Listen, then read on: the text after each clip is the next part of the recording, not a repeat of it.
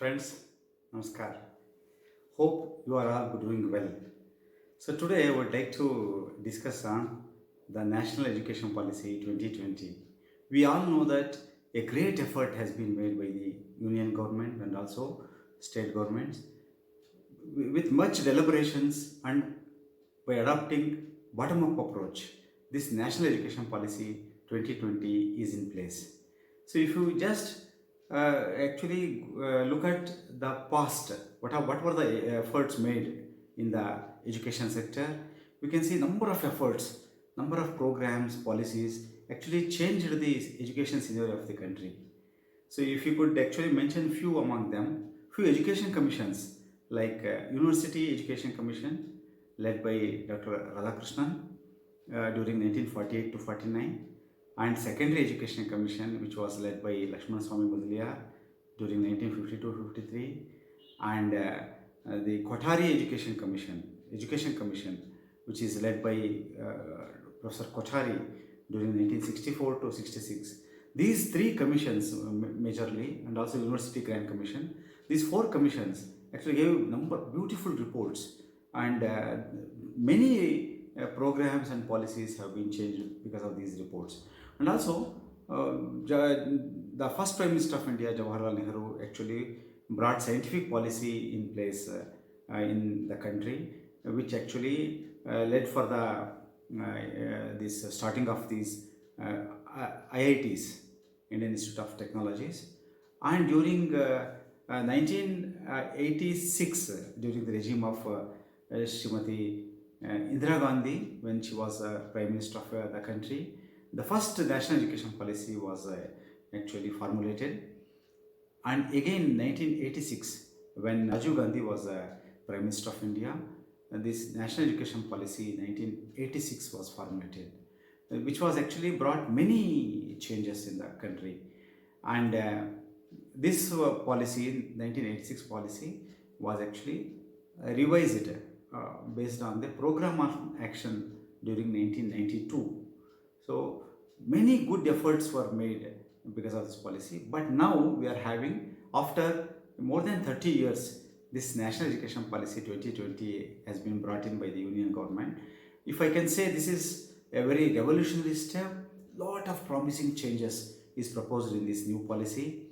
The shift from road-based learning to the experiential learning, and also restructuring of the all stages of education, and also lot of new these changes and new agencies are proposed to brought in, new these commissions, I mean new institutions are proposed to brought in higher education, and also in the school education also.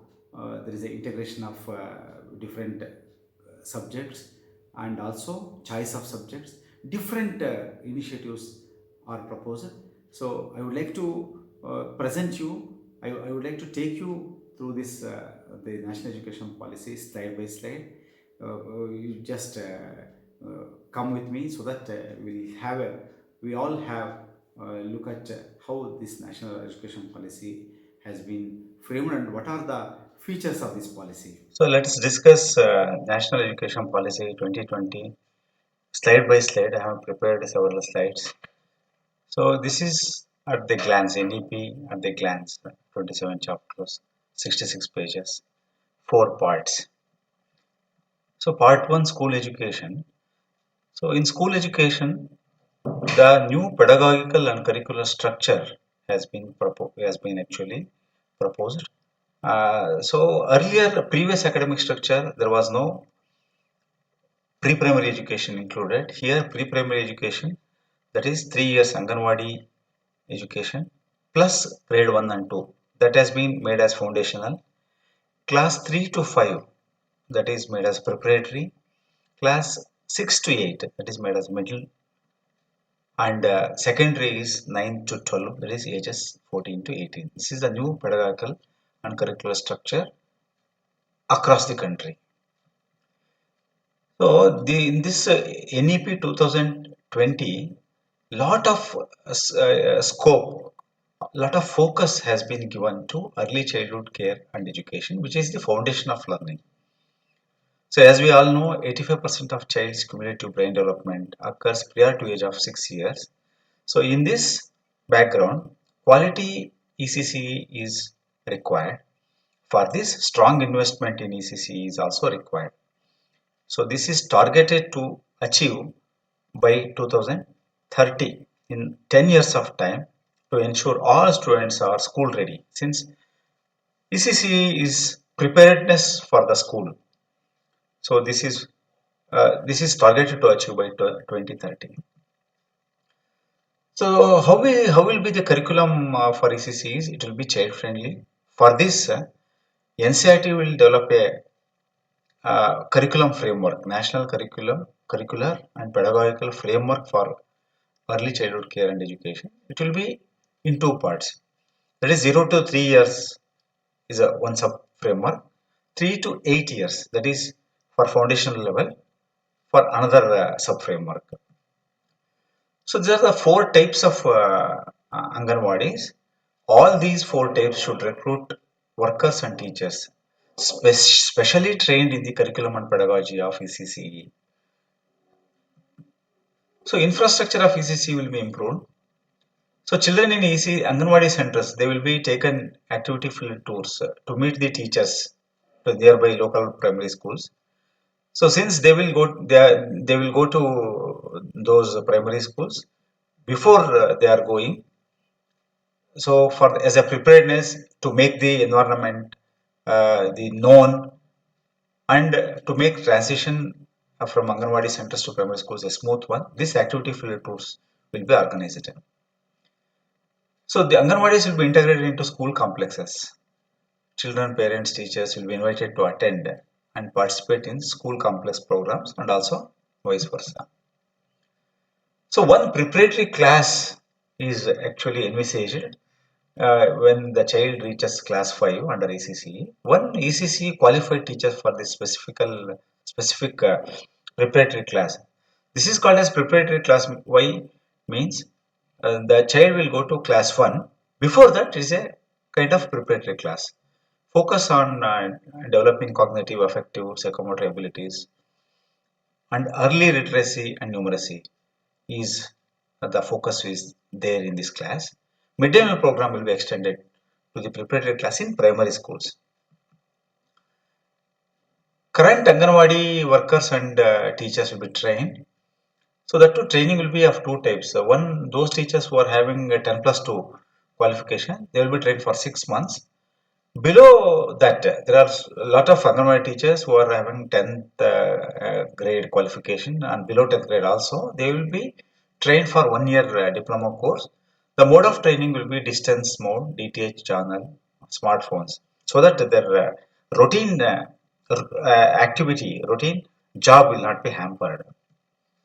So Anganwadi workers, teachers to be mentored by cluster resource centers, which are CRCs or in school education. So they will mentor Anganwadi workers. They hold at least one monthly contact to these Anganwadi workers as a for continuous assessment. In the long run, state governments they have to prepare separate cadres for these professionally qualified teachers for these ECCs and provision for continuous professional development for these teachers who are working in ECC is also envisaged. So they will be introduced in tribal dominated areas. We already know curriculum and pedagogy of ECC will come under MHRD, lies with MHRD, and planning and implementation of this scheme will be with several partners like MHRD, Women and Child Development, Health and Family Welfare, and Tribal Affairs. For this, a joint task force will be constituted. So this is, and the next stage will be after these 3 years of pre-primary education, 2 years of foundational literacy and numeracy program. So about 5 crore children in the elementary education have not attained this foundational literacy and numeracy.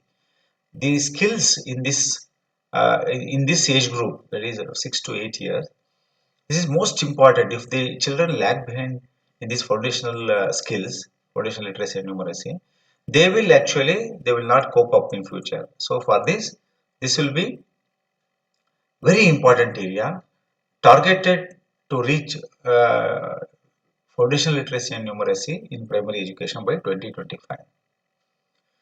So for this, this will be a national mission. Even states will also prepare implementation plan for this to reach by 2025, tracking, monitoring of the progress. So for this foundational literacy and numeracy, teacher vacancies will be filled, PTR will be ensured even in socio-economically disadvantaged students. Teachers will be trained to impart foundation literacy and numeracy. On the curricular side also, increased focus on this foundation literacy and numeracy for continuous formative assessment to track each student's learning is most important. It will be done. Specific hours will be dedicated for this. Teacher education and early grade curriculum will be redesigned. So for this, school preparation module will be actually developed for grade 1 students. It will be of 3 months duration, which consists of activities and workbooks related to learning of alphabets, sounds, words, shapes, etc. Students, they will actually collaborate with their peers and parents. This module, school preparation module, will be developed by NCRTs and also SCRTs. A national repository of high quality resources on foundational literacy and numeracy will be made available on Diksha platform. It's called Digital Infrastructure for Knowledge Sharing. One-on-one peer tutoring for both students and teachers will be encouraged. Trained volunteers from the local community will also be involved. So this for this reading culture will be most important. Inspirational books for all students will be ensured. School libraries, public libraries will be expanded, particularly in villages also. Book clubs may meet in schools.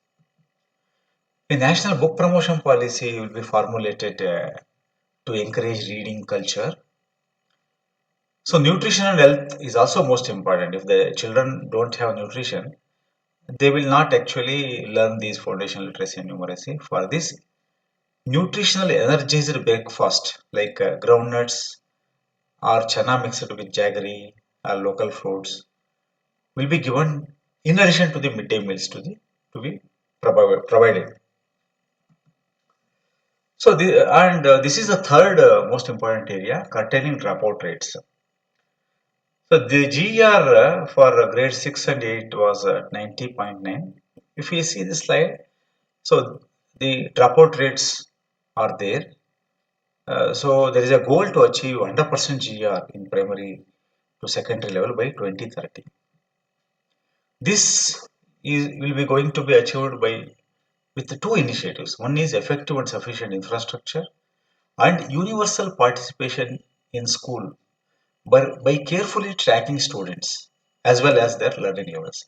If children don't attain learning levels, so they will be not adjusted to the learning environment with other students. They will drop out.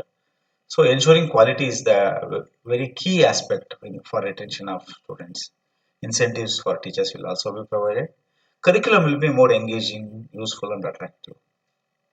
So there will be multiple pathways to learning. Not only formal learning is not sufficient. If children are actually dropped out and also if they are out of the school, if they want to pursue their education in an informal way, this open and distance learning is encouraged NIOS through NIOS and SIOS.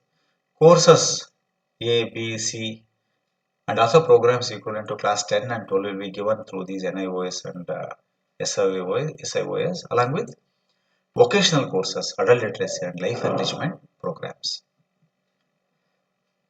Public philanthropic partnerships model of schools will be piloted. So for this curtailing dropout rates, community and alumni involvement is also most important for one-on-one tutoring and other initiatives. Database of all literate volunteers and retired scientists, teachers and also alumni will be created for this purpose, so that any person who is interested, who is actually educationally inclined, or to do a bit for community, they will be invited to schools and make them to work for the benefit of those students. So the fourth important area, fourth chapter is this is the most important focused area in this whole NEP, curriculum and pedagogy. This is the whole heart of this NEP, if I can say. So learning, how the learning should be holistic, integrated, enjoyable, and engaging, rather than memory based or rote memory. Restructuring of school curriculum and pedagogy in new 5 plus 3 plus 3 plus 4 design. I already discussed this. Foundational, preparatory, middle, and secondary stage. So foundation level is 5 years, that is 3 years of pre-primary and grade 1 and 2. That will be flexible, multi-level, play and activity based. The preparatory stage is 3 years of education, building on the discovery and activity based pedagogical and curricular style of foundational stage. Children learn through play and discovery in foundational stage. Later in preparatory stage also, on that basis, 3 years of education will be built. Light textbooks will be introduced here in preparatory stage, that is grade 3, 4th and 5th. Reading, writing, speaking will be introduced on other things also. Middle stage is 3 years of education, that is grade 6, 7 and 8. Introduction of subject teachers, specialized subjects, experiential learning with each subject, and also more abstract concepts in each subjects will be introduced here.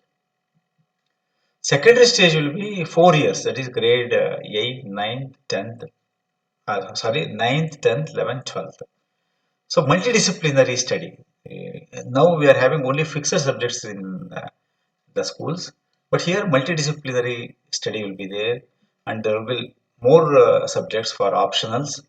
The, but there will be greater focus for critical thinking, greater flexibility and for the students' choice of subjects, and also multiple exit and entry options are also there. Grade 10, if the child wanted to exit, he or she can exit, and he or she can re-enter for any interested areas, vocational or any other courses which are available in grade 11 and 12. So these are the which are the stages which I described earlier. These four stages. These are purely curricular and pedagogical. Not necessarily physical infrastructure is not necessarily required. Even though in some area it is required, but we should not wait for any physical infrastructure to put all these stages in place. We can right away put all these stages in place.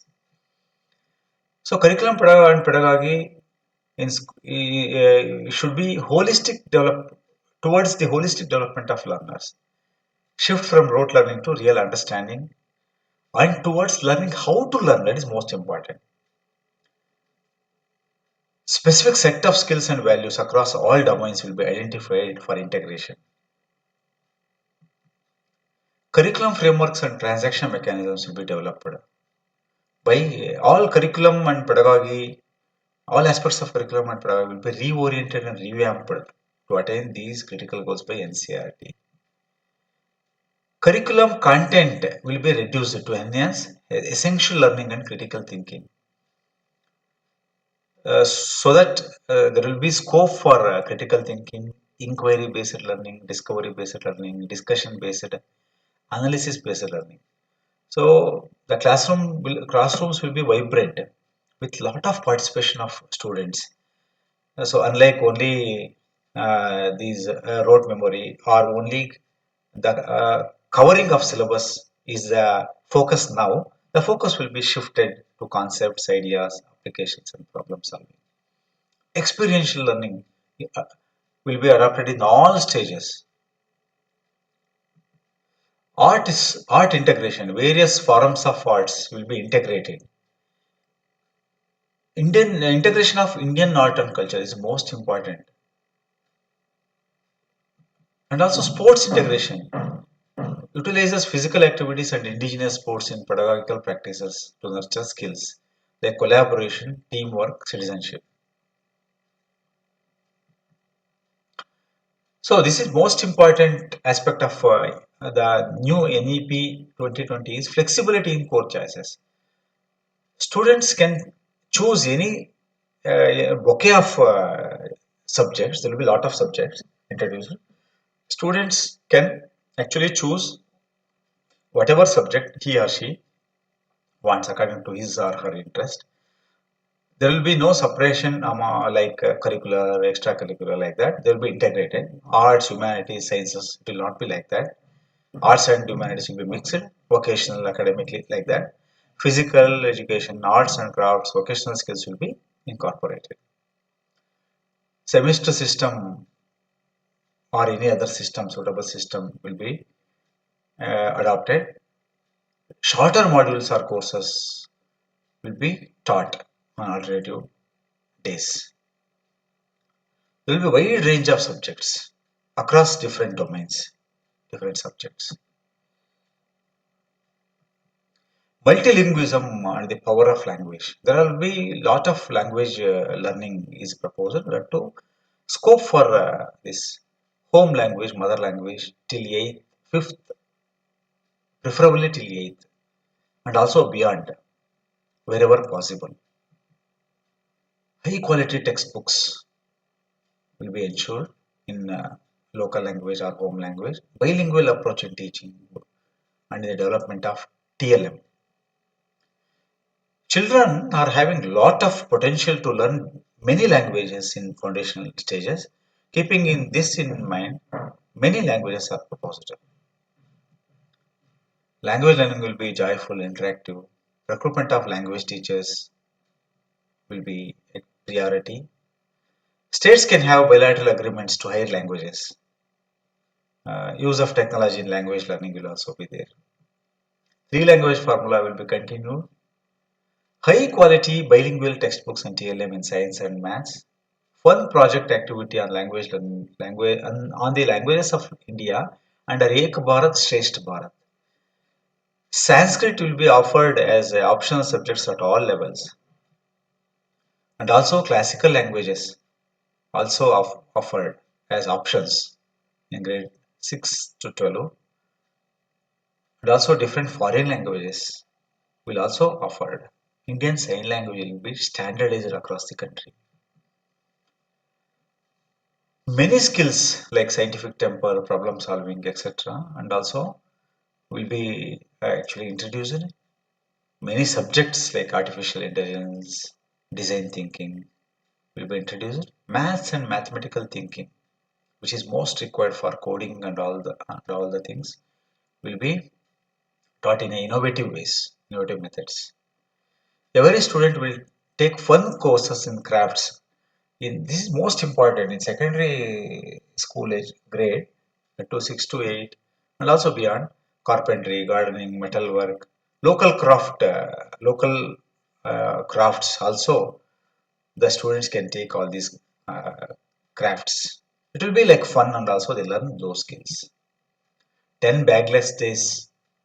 So in Karnataka we have actually developed modules for this. No bag days or bagless days. Children enjoy uh, without having their bags. They go to schools and learn vocational subjects, and also they learn many these non-cognitive areas like arts, craft, and all that music, drama, all these activities which are very um, joyful for children. National Curriculum Framework for School Education (NCFSE) will be revised based on NEP 2020. This will be revisited once in every 5 to 10 years. That value education will be uh, through stories like Panchatantra and other stories. So textbooks content will be reduced. Constructive approach will be there. Choice of textbooks. There will be a lot of different sets of textbooks will be there. Schools can choose the textbooks according to their wish. their choice. Transforming assessment. So we discussed how the pedagogy will be, how the textbooks will be, but now the assessment part is most important one. Grades 10 and 12 board exams will be continued with they will be redesigned. They will be made easier to test core competencies, core capacities. Board exams will be conducted on two occasions, one main and another one for improvement. Student can, if they want, they can write two exams in two occasions if they want to improve. It will be two levels. Some subjects at standard level, all students can take. If any student wanted to take the particular subject at a higher level, he or she can choose at that level also. Board exams will be of two parts. One is objective with MCQ, and another one is descriptive. So guidelines for assessment will be prepared by NCRT with consultations. New assessment system will be in place by 2022-23. All students to take school examinations in grades 3, 5 and 8. So one national assessment center to actually to see or to give expert guidance and support for this assessment. PARAK, Performance Assessment Review and Analysis for Knowledge for Holistic Development will be set up, and National Testing Agency NTA will be constituted, which will test the competencies of children through a national assessment NAS or SAS twice a year. So support for gifted students or students with special talents will be the focus area. Teacher education will be revised for this. The methods will be included. B.Ed programs will have specialization on this subject to support gifted children.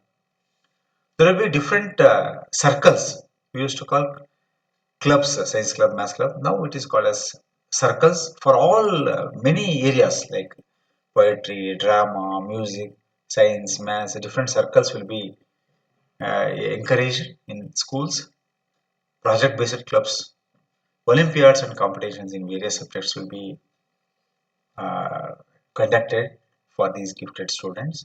Smart classrooms will be created in all the schools in phased manner. Digital pedagogy to enrich teaching learning process. So, and this is the fifth chapter wherein how this the teachers, how the teacher preparation, teachers training, professional development will be there. So, their BEd programs will be a 4-year integrated BEd programs.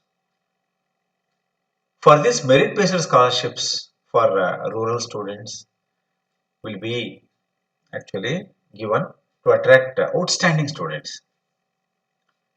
Incentive to teach in rural areas like housing facility near the school or housing allowance will be increased. Excessive teacher transfers will be stopped.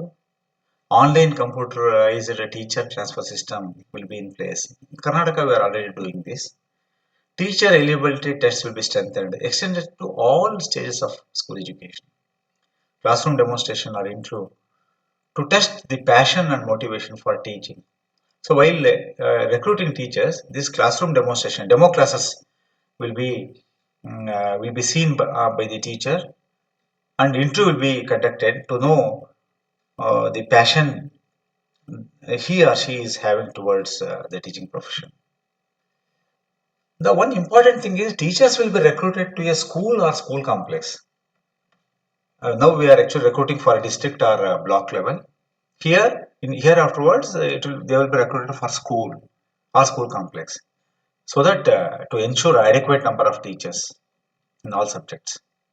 Hiring of local experts, uh, those who are experts in local arts, crafts, and all that, their services will be utilized for teaching at the school level or school complex level. This is one most important thing is teacher requirement planning forecasting exercise. The requirement of teaching for the next 20 years will be made comprehensively technology assisted. This will help to fill vacancies as and when they arise. This teacher education program will be designed to align with the projected vacancies. Now, the teacher education institutes are more in number. Uh, they actually outnumber the projected teacher vacancies. So now it is proposed to align with the projected vacancies. So the service environment and culture of schools will be improved, which is the conducive environment is most important for better functioning of the school, and also the teacher will uh, do justice for his teaching. Non-teaching activities will be removed. Continuous professional development opportunities for self-learning will be there. Each teacher and head of the school will be to engage in 50 hours of continuous professional development activities per year as per their interest. Outstanding teachers will be recognized, promoted. Career growth within and across all stages. Within means, for example, foundational stage, they will be a career growth. There will be career growth within the stage. Across the stages means the teacher who is teaching at the foundational stage can actually move to preparatory stage and can actually next move to middle stage or secondary stage based on their merit and their talent. Vertical mobility is also there. They will be teachers will be selected to lead the academic roles, academic leadership roles in school or school complex, BRC, CRC. So the professional standards of teachers is most important. National professional standards for teachers. This will be developed by NCTE by 2022 in consultations. It will be reviewed in 2030 and thereafter once in 10 years. Availability of qualified special educators will be ensured. Teacher education will be shifted to multidisciplinary colleges and universities by 2030. Now, BED courses, BED colleges actually they are running as standalone institutions. Only few are having multidisciplinary in the Regional Institute of Education. But by 2030, it is proposed to shift to multidisciplinary colleges. Minimum qualification for teaching at any level will be 4-year integrated BED course by 2030. 2-year course will also be there, BEd course, for those who are having a bachelor's degree. 1-year course will be there, 1-year BEd course for those who have completed 4 years of multidisciplinary degree. All BEd courses would be offered only by accredited multidisciplinary higher education institutions offering 4 years BEd program. BEd programs will only be offered by multidisciplinary higher education institutions only. Special shorter teacher education programs will be available at diets. Shorter post BEd certificate courses will also be made available at multidisciplinary colleges. National Curriculum Framework for Teacher Education (NCFTE) will be formulated by NCTE in consultations with NCERT by 2021. The framework NCFTE will be developed in consultation with all stakeholders. It will be revised once in 5 to 10 years. Action against substandard standalone teacher education institutions, including shutting down if required. Now, there are a lot of substandard institutions across the country. This move is very welcome move. So, this is chapter 6 equitable and inclusive education. So here you can see some 5 categories of socio-economically disadvantaged groups like gender, socio-cultural identities, geographical, socio-economic conditions, disabilities. So for these socio-economic disadvantaged uh, groups, aspirational districts are identified, which require special education attention interventions. Special education zones will be identified. These zones are regions with large population of socio-economically disadvantaged groups. Many strategies are actually proposed. Free boarding facilities, strengthening of Kasturba Gandhi Balika Vidyalayas is proposed. Additional Jawaharlal Nehru Vidyalayas and Kendriya Vidyalayas in aspirational districts and special education zones. School complexes will be provided with required resources. Barrier-free access to schools is ensured. Provision for assistive devices and technology-based tools. So this chapter 7. So efficient resourcing and effective governance through school complex. We all know Sarva Shiksha Abhiyana program, which is subsumed under new Samagra Shiksha Karnataka program, which is actually helped to achieve universal access. But fortunately or unfortunately, this has led to the increase of small schools across the country. These small schools are economically suboptimal and they are difficult to manage. So for this, uh, school complexes are actually proposed cluster complex. School complex means one big school which is having classes uh, 9 to grade 9 to 12. So from keeping that school as a center within the scope of 5 to within the vicinity of 5 to 10 kilometers, all other lower primary schools or other grade schools will be tagged to this school complex. So the head of the that school complex will be the head. So the district education officer we call DDPI in Karnataka and DEO to interact with each school complex. The school complex will deal with individual schools within the complex. We already know each school will develop school development plan. Based on each school's development plan (SDP), this school or complex development plan will be formulated for 1 year with a vision of 3 to 5 years. Block education officer actually verifies this plan of school complex development plan and endorse and confirms it and provide resources like financial, human, physical.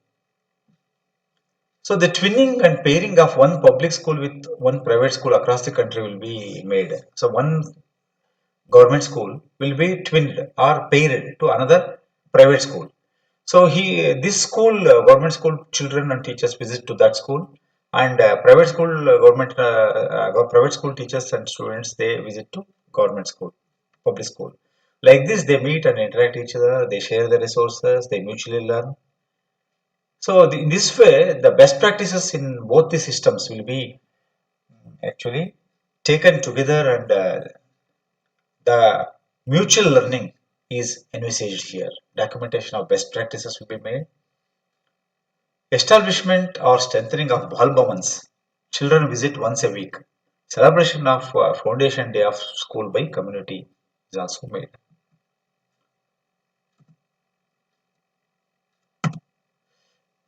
So this chapter 8, this most important one is standard setting and accreditation for school education.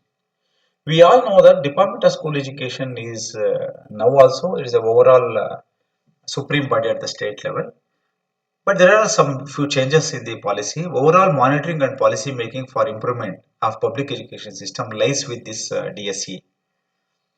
But DSEs will not provision or operation now. They will not get into operation of schools.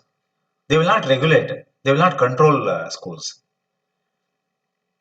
So how, if that is the case, how these schools will be regulated means self-regulation model, effective self-regulation or accreditation system is proposed at all levels. Schools have to follow certain minimal professional and quality standards. These quality standards are prepared by this state school standards authority. One another authority is going to come, SSSA. This will be an independent statewide authority body. This will establish minimal set of standards based on basic parameters: how the safety in the school, security, basic infrastructure, what is the availability of teachers across subjects, so on and so forth. The framework will be developed by SCRT, but schools have to disclose on their own. This is called public self-disclosure. Maybe they have to put on their websites. The format for self-disclosure will be developed by this SSSA. The disclosure will be on school website as well as SSSA website. If any complaint, for example, if any school come up with a wrong disclosure, that complaint will be addressed by SSSA. And randomly selected students' feedback will also be put on online. Academic standards to be led by SCRT. SCRT will develop school quality assessment and accreditation framework. So in Karnataka, this framework was already made actually a few years back. Karnataka's School Quality Assessment and Accreditation Council was there, KSQAAC. I think that learning has helped to design this initiative in this NEP 2020. So another important feature is SCRT to initiate change management process for the reinvigoration of CRCs, PRCs and TATs. Public and private schools will be assessed on the same criteria. This is most important one. Even private schools will also be assessed on the same criteria, and also government schools. National Achievement Survey on sample basis to be carried by PARAK. We already discussed that institute to know the health of the system. State achievement surveys by states will also be encouraged. Public disclosure by schools of their overall and anonymized student outcomes. Schools have to come up with a disclosure how the learning outcomes in those schools. In that case, students' anonymity has to be maintained. So this is regarding school education. Let's move to higher education. So a complete overhaul and re-energizing of higher education system is proposed. To end fragmentation of higher education, large multidisciplinary universities, autonomous degree granting colleges and higher education institutions, clusters, knowledge hubs are proposed. Each this kind of universities or autonomous degree granting colleges will have 3,000 or more students. Now we are having small colleges like 50, 100, 150. Those colleges will not actually give the idea of a college, the campus and all that. The college or university should have the big campus and also that magnanimity in terms of the infrastructure like library, lab and all that. But this fragmentation will be ended so that big colleges and universities will come. A stage-wise mechanism to grant graded autonomy to colleges through a system of graded accreditation will be made. Open and distance learning will be promoted, phasing out of system of affiliated colleges in 15 years, in the coming 15 years, through a system of graded autonomy.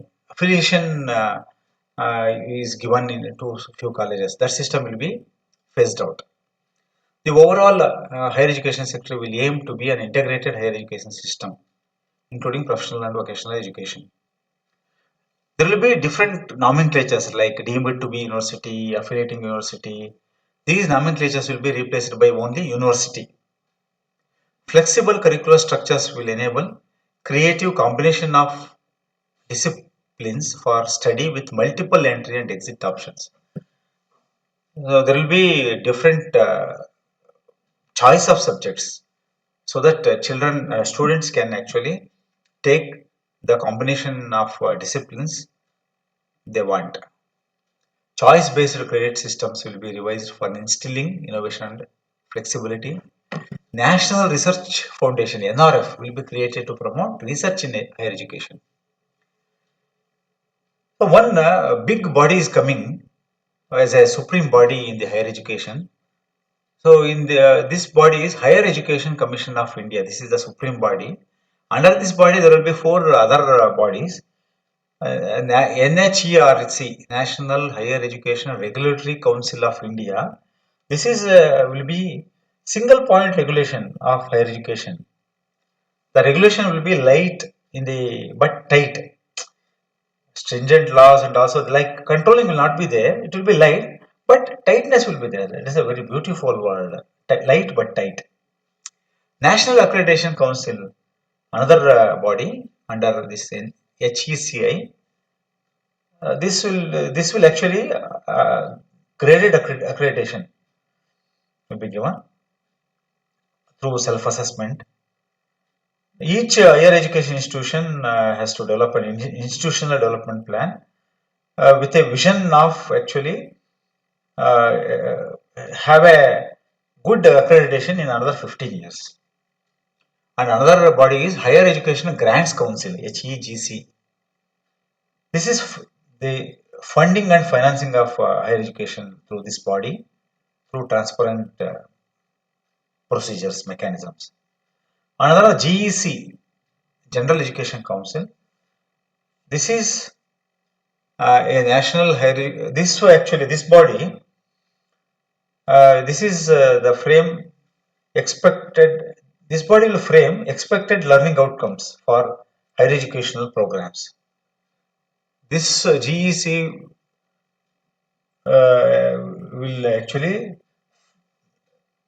formulate the NHEQF, National Higher Education Qualification Framework. This will be in sync with National Skills Qualification Framework, NSQF. Over a period of 15 years, all the higher education institutions of India will aim to become independent, self-governing institutions, pursuing innovation and excellence. So this 15 years vision is there. Board of Governors (BOG) for each higher education institutions by 2035. Like self-disclosure of institutions by Board of Governors. Like the vision of the higher education is that each university or college will be self-regulated, that will be actually function as a excellent institution of excellence and also institution of innovation. They will be function as independent self-governing institutes. So part 3 is other key areas of focus. Professional education to become integral part of higher education. There are different kinds of universities are there. Agriculture university is separate, health university, technology university. But in future, because of this NEP 2020, these standalone universities shall aim to become multidisciplinary institutions by 2030. National Education Technology Forum (NETF), an autonomous body will be created to provide free exchange of ideas on the use of technology to enhance learning, assessment, planning, administration, and so on at all levels from school education till higher education. So, how this national education policy will be made? Making it happen is a part 4. Strengthening of Central Advisory Board of Education (CABE) will be proposed. So CABE will works with the MHRD. So Ministry of Human Resource Development will be redesigned as Ministry of Education. Earlier it was Ministry of Education. Now it will be redesigned as MHRD will be redesigned as Ministry of Education (MOE). As envisaged by previous policies, the public expenditure on education is to be 6% of our GDP. But current public expenditure is around 4.43 as per 2017-18. The center and state will work together to increase the public expenditure on education to 6% at the earliest. So this is most important one. The increasing the public expenditure on education is most important for the realization of national policy on education, implementation of national education policy in a phased manner. Subject-wise implementation committees of experts for the implementation of this NEP will be set up both by central and state levels to develop detailed implementation plans for each aspect of this policy. Yearly joint reviews of the progress of implementation of the policy will be made. In the decade 2030 to 40, in another 20 years, the entire policy will be in an operational mode, following which another review will be taken. Friends, you have gone through the national education policy features and also what it actually comprises of. Very great effort by union government, and the to actually realize this kind of um, education policy, we require a lot of willpower from both the national and state governments, and also the participation of different kinds of NGOs, local communities, and also department people, and also teachers, if I can say, and also the public philanthropic organizations have to come forward to make this policy a reality. And also, the major challenge is funding. So, we need to ensure 6% of GDP spent on education, and also lot of changes and lot of institutions are coming, so that synergy is required. And also, this pre-primary education is actually uh, adding or integrating into the school education. This is with the pre-primary education is with ECC is with women and child development, and now the education part is coming to school education, so that the integration is made, and also the joint task force will also be made. But here the integration and how the concerted efforts are going to be taken place, and how these united efforts are actually yielding results, that is the main key. That challenge is we are also having. And also a lot of choice of subjects, and also integration of many areas like curricular and extracurricular.